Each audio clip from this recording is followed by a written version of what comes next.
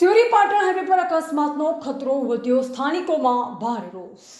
Siyori Patan highway પર ચાલી રહેલ માર્ગ સુધારણા કાર્યની ધીમી ગતિ અને ખનીજ વહન કરતા ઓવરલોડ વાહનોના કારણે વાહન ચાલકો માટે ગંભીર પરિસ્થિતિ ઊભી થઈ હોવાનું સ્થાનિકોમાં ઉઠતા અવાજો દર્શાવે છે।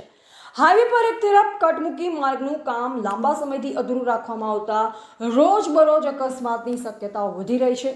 સ્થાનિકોના જણાવ્યા મુજબ નાયતા ટેન્શન નજીક તાજેતરમાં એક બાઇક ચાલક રસ્તા પર ફેલાયેલ રેતીના કારણે સંતુલન ગુમાવી સ્લીપ થયો હતો।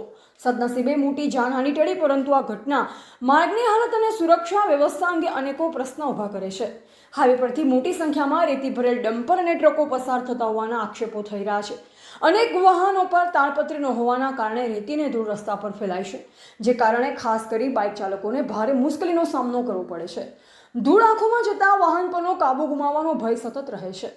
સ્થાનિક નાગરિકોનું કહેવું છે કે ખનીજ પરિવહન માટે ઉપયોગમાં લેવાતા કેટલાક વાહનો ઓવરલોડ હાલતમાં પસાર થતા હોવા છતાં જવાબદાર વિભાગો દ્વારા પૂરતી દેખરેખ રાખવામાં આવતી નથી, જે કારણે સામાન્ય લોકોના જીવ જોખમમાં મુકાઈ રહ્યા છે। લોકોમાં એવી પણ ચર્ચા છે, જો માર્ગનું કામ સમયસર પૂર્ણ કરવામાં આવે અને ઓવરલોડ વાહનો સામે કડક કાર્યવાહી કરવામાં આવે તો અકસ્માતોની સંખ્યા ઘટાડી શકાય। હાઈવે પર વધી રહેલ જોખમને ધ્યાને રાખી માર્ગ અને મકાન વિભાગ, ખનીજ વિભાગ તથા ટ્રાફિક તંત્ર દ્વારા તાત્કાલિક પગલાં ભરવામાં આવે તેવી માંગ ઉઠી રહી છે। સ્થાનિકોએ ચેતવણીરૂપ સવાલ ઉઠાવ્યો છે કે જો આવનાર સમયમાં માર્ગ પર કોઈ ગંભીર અકસ્માત સર્જાશે તો તેની જવાબદારી કોણ સ્વીકારશે। હાલ લોકો સુરક્ષિત અને સુવ્યવસ્થિત માર્ગ વ્યવસ્થાની માંગ સાથે તંત્ર તરફ આશાભરી નજરે જોઈ રહ્યા છે। ધ ગુજરાત લાઈવ ન્યૂઝ સાથે અહેવાલ છે હર્ષી દેવકંબોએ। જો આ ભાઈ અત્યારે આ બાજુ બતાવજો ભાઈ, તમે રસ્તો જોઈ રહ્યા છો કેવો રસ્તો છે, જે આખા રસ્તાની અંદર વાયડ થી લઈ અને પાટણ સુધી આ લોકોએ એક સાઈડનો રસ્તો ખોદીને મૂકી દીધો છે। હજી સુધી કોઈ કામ ચાલુ નથી કર્યું। અહીંયા અવારનવાર એક્સિડન્ટ સર્જાવાની ભય રહે છે અને અત્યારે તમે જુઓ છો અહીંયા એક જ સાઈડમાં સાધનો ચાલી રહ્યા છે। આ ભાઈ એની સાઈડમાં ચાલતો હતો અને કિનારી ઉપર બાઇક જવાથી આ ભાઈ સ્લીપ મારીને પડી ગયો છે।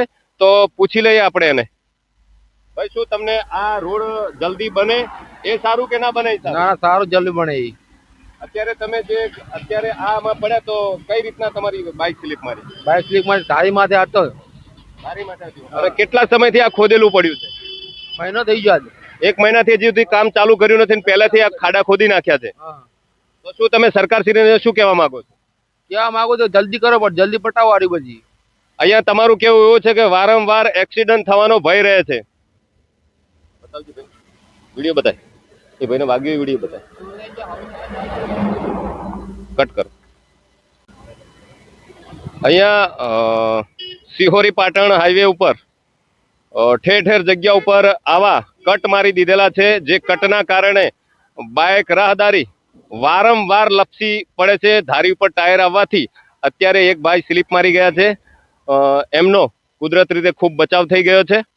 એક બાજુ રેતી ભરેલા ડમ્પરો બેફામ ચાલી રહ્યા છે। ખાણ ખનીજ ખાતું ના તો એમને રોકી રહ્યું છે, ના સરકાર આના કોઈ પગલાં લઈ રહ્યું છે। તમે આ જોઈ રહ્યા છો, એક મહિનાથી આ કામ ચાલુ કરાયું નથી, તો સરકાર શું કરે છે? આ મુદ્દામાં પબ્લિકનો પ્રશ્ન છે, તો જલ્દથી જલ્દ આ મુદ્દો સરકારશ્રી સુધી પહોંચે। જય હિન્દ, જય ભારત। કાકા, રોડ તમારા ઘરના સામે કેટલા સમયથી ખોદેલો છે? અઠવાડિયું થઈ ગઈ ને? અઠવાડિયા એટલે આખો રોડ એક મહિનાથી આવો કટિંગ મારેલો છે, પણ કામ થતું નથી। કાકાનું કેવું છે કે વારંવાર આ રોડ ઉપર બાઇક અને જે ડમ્પરો ચાલી રહ્યા છે, નેટ બોધ્યા વગર વારંવાર જે રેતી ઉડે છે, બાઇકના જે ડ્રાઈવર છે એની આંખોમાં ધૂળ આવે છે, એના કારણે જે આ માણસો સ્લીપ ખાઈ રહ્યા છે। તમે જોઈ રહ્યા છો આ કટ જે મારેલા છે વારંવાર, તમે જે જોઈ રહ્યા છો અત્યારે, હું તમને જે નાયતા સાઈડમાં એક ભાઈ સ્લીપ મારી ગયા, એમનો ખૂબ મોટો બચાવ થઈ ગયો છે।